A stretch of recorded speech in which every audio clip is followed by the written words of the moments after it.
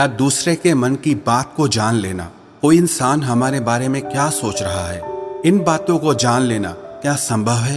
तो इसका उत्तर है हाँ। 100% तो नहीं, लेकिन किसी हद तक आप किसी के भी मन की बातों को जान सकते हैं, समझ सकते हैं।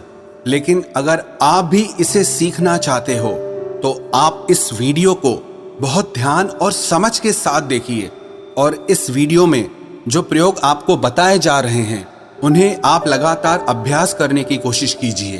तभी आप किसी के भी मन की बात को समझ पाएंगे, महसूस कर पाएंगे। वैसे ये सब प्रयोग आपको कोई बताएगा नहीं, क्योंकि बहुत सारे एस्ट्रोलॉजर जो ज्योतिषी हैं वो यही सारे प्रयोग करके आपके मनोभावों को जान लेते हैं। आप जैसे ही उनके पास जाते हैं वो पहले ही आपके मनोभावों को पढ़ना शुरू कर देते हैं।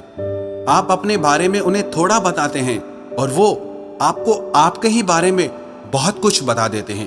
तो आपको लगने लगता है कि ये ज्योतिषी तो बहुत चमत्कारी हैं, इन्हें हमारे भूतकाल के बारे में, हमारे भविष्य के बारे में सब कुछ पता है।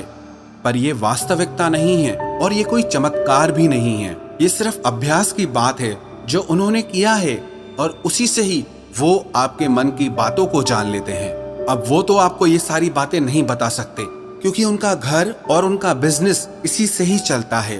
तो आइए अब हम शुरू करते हैं कि इसको किया कैसे जाता है। सबसे पहली बात है कि अगर आप किसी के मन की बात को जानना चाहते हैं तो उसके लिए आपके मन का शांत होना बहुत जरूरी है। थोड़ा ध्यान से समझना इस बात को, तभी आप इन प्रयोगों को सक्सेसफुली कर पाएंगे। मैं आपको एक कहानी सुनाता हूँ।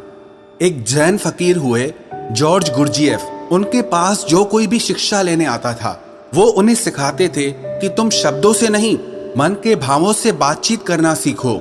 इसे टेलीपैथी भी कहा जाता है, जो बिना कुछ कहे एक दूसरे के साथ मन ही मन में बात कर लेना। कई बार आप लोगों ने महसूस किया होगा कि आप किसी के बारे में सोचते हैं और वो इंसान आपके सामने आ जाता है या उसका फोन आ जाता है।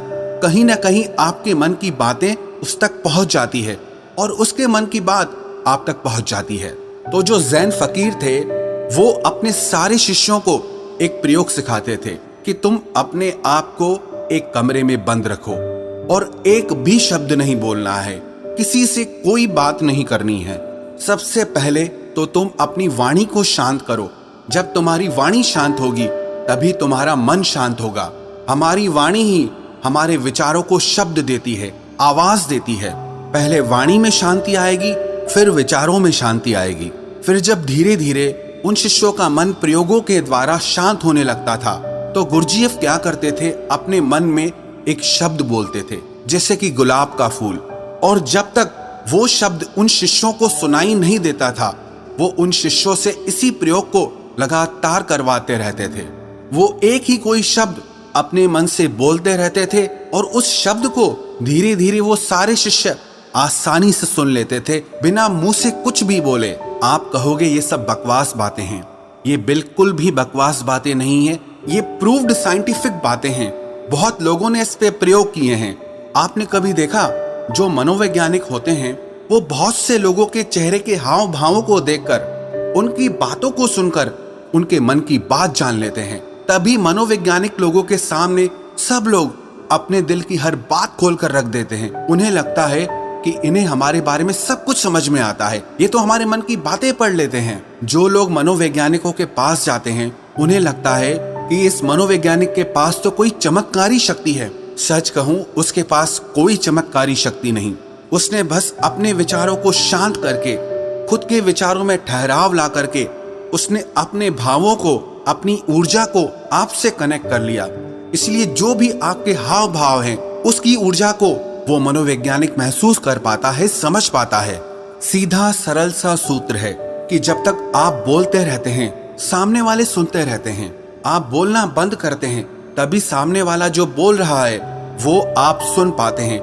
यदि आप दोनों ही लगातार बोलते रहेंगे तो किसी को कुछ समझ में नहीं आएगा। ठीक इसी तरह यदि आपका मन चुप है तभी आप किसी दूसरे का मन सुन सकते हैं।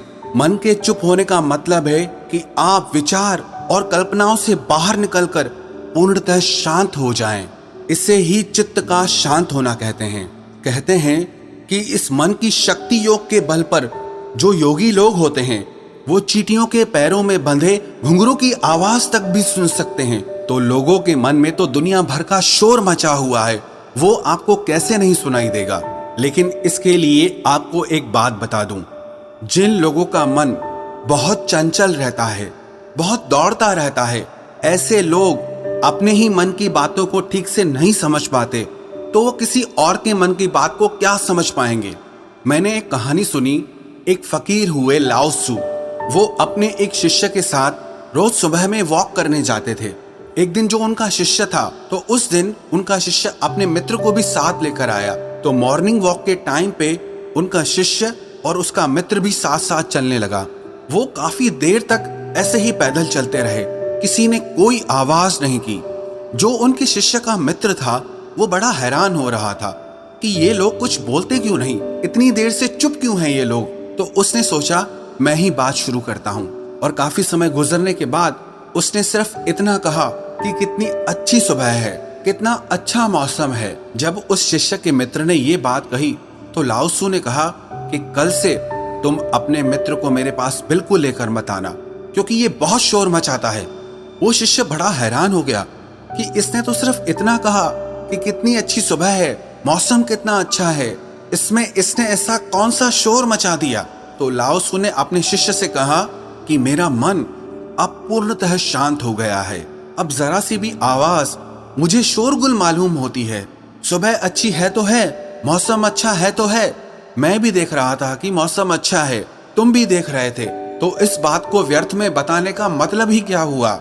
मेरे मन में ऐसी शांति भर गई है कि ये व्यर्थ की बातें मुझे अब बिल्कुल अच्छी नहीं लगती, क्योंकि मैं बिना बोले ही सब कुछ सुन सकता हूँ और बिना कहे ही सब कुछ कह सकता हूँ। तो मैं शब्दों को बोलकर और सुनकर अपनी उस शक्ति को क्यों नष्ट करूं। जब मैं बिना बोले सुन सकता हूं, बिना कहे भी कह सकता हूं, तो मुझे शब्दों की जरूरत ही नहीं है। अगर आप भी चाहते हैं कि आप दूसरे लोगों के मन की बात जान सकें, तो उसके लिए आप एक प्रयोग करें। सबसे पहले आप दिन में कुछ समय निश्चित करें कि इस समय से इस समय तक आप कुछ नहीं बोलेंगे, और उस समय पे आप एक आसन में बैठना सीखिए और अपने मन में जरा गहरे झांक कर देखिए कि वहां क्या चल रहा है। आपको कोई प्रतिक्रिया नहीं देनी, बस देखना है, और धीरे धीरे इसे देखते हुए आपका मन शांत होने लगेगा। इसे ही महात्मा बुद्ध ने आनापानसति योग कहा है, जिसमें आपका पूरा ध्यान आपकी श्वासों पर रहता है। इससे आपके मन में पूर्णतः शांति आ जाती है, और जब आपका मन पूरी तरह से शांत हो जाता है तो आप अपने आसपास में हो रही चीजों को, लोगों को गहराई से देख पाते हैं, गहराई से समझ पाते हैं, सुन पाते हैं। एक शांत चित्त वाला इंसान बिना कहे भी सामने वाले की हर बात को समझ लेगा, और वो जो कह रहा है उसकी झूठी बातों में वो कभी नहीं फंसेगा, क्योंकि एक शांत चित्त वाला वो सब कुछ सुन सकता है जो एक साधारण इंसान कभी नहीं सुन सकता। अगर आप भी चाहते हैं कि आप लोगों का मन पढ़ सकें, उनके मन में चल रही भावनाओं को महसूस कर सकें, तो उसके लिए आप अपने मन को शांत करने का अभ्यास करें। और जब आपका मन शांत हो जाए तो धीरे धीरे लोगों के मन में गहरे झांकने की कोशिश करें, उनके हाव भाव को समझने की कोशिश करें। उनके शब्दों पर नहीं जाएं, जो उनके हाव भाव हैं आप उन्हें गहराई से समझने की कोशिश करें। दूसरे के मन की बात को जान लेना, इसमें कोई बड़ी बात नहीं है, पर शर्त यही है कि आपको यही अभ्यास निरंतर करना होगा। जिस दिन आपका अभ्यास सिद्ध हो जाएगा, आपको बिना कहे भी लोगों के मन की सारी बातें बिल्कुल साफ सुनाई देंगी। अब आप ये सोच रहे होंगे कि किसी और के मन की बात पता करके हमें क्या फायदा मिल जाएगा, लेकिन मैं आपको बता दूं कि इसका फायदा आपको जीवन के हर क्षेत्र में मिलेगा। चाहे वो आपके रिश्ते हो, आपके क्लाइंट्स हो, आपकी नौकरी का इंटरव्यू हो, जिंदगी के किसी भी क्षेत्र में चले जाओ, अगर आप सामने वाले के मन की बातों को समझ पाओ, महसूस कर पाओ, तो आप जिंदगी में हर कामयाबी हासिल कर सकते हो। इसके बहुत फायदे हैं। इससे आपको कोई भी इंसान झूठ बोल के धोखा नहीं दे सकता, कोई आपका इस्तेमाल नहीं कर सकता। आप हर तरह की भावनात्मक चोट खाने से बच जाएंगे, कोई आपके पैसों को लूट कर नहीं जा सकता। और एक बात मैं आपको बता दूं कि ये प्रयोग एक ही दिन में सिद्ध नहीं होते हैं। इनमें थोड़ा समय लगता है, बहुत ज्यादा तो नहीं, लेकिन कुछ महीनों के अभ्यास से ही आप जल्दी ही किसी के भी मन की बातों को आसानी से जान लेंगे।